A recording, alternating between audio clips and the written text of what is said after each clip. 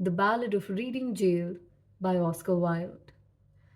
He did not wear his scarlet coat, for blood and wine are red, and blood and wine were on his hands when they found him with the dead, the poor dead woman whom he loved and murdered in her bed. He walked amongst the trial men in a suit of shabby grey. A cricket cap was on his head, and his step seemed light and gay.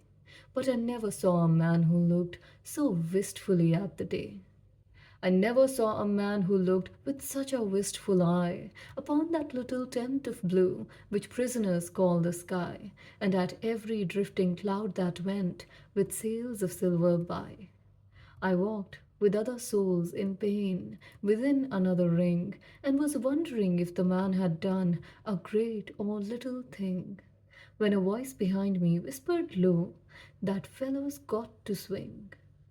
Dear Christ, the very prison walls suddenly seemed to reel, and the sky above my head became like a cask of scorching steel, and though I was a soul in pain, my pain I could not feel. I only knew what hunted thought quickened his step and why he looked upon the garish day with such a wistful eye. The man had killed the thing he loved, and so he had to die. Yet each man kills the thing he loves, by each let this be heard. Some do it with a bitter look, some with a flattering word. The coward does it with a kiss, the brave man with a sword. Some kill their love when they are young, and some when they are old. Some strangle with the hands of lust, some with the hands of gold. The kindest use a knife because the dead so soon grow cold. Some love too little, some too long, some sell and others buy. Some do the deed with many tears, and some without a sigh. For each man kills the thing he loves, yet each man does not die. He does not die a death of shame on a dark day of disgrace, nor have a noose about his neck, nor a cloth upon his face, nor drop feet foremost through the floor into an empty space. He does not sit with silent men who watch him night and day, who watch him when he tries to weep and when he tries to pray, who watch him lest himself should rob the prison of its prey.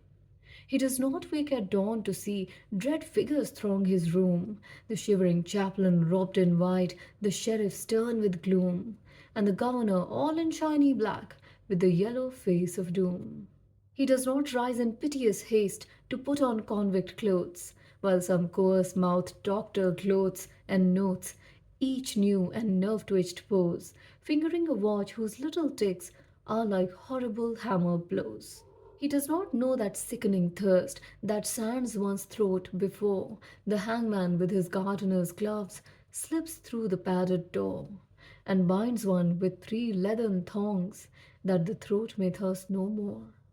He does not bend his head to hear the burial officer read, nor while the terror of his soul tells him he is not dead, cross his own coffin as he moves into the hideous shed. He does not stare upon the air through a little roof of glass. He does not pray with lips of clay for his agony to pass, nor feel upon his shuddering cheek the kiss of Caiaphas. We'll come back with part 2.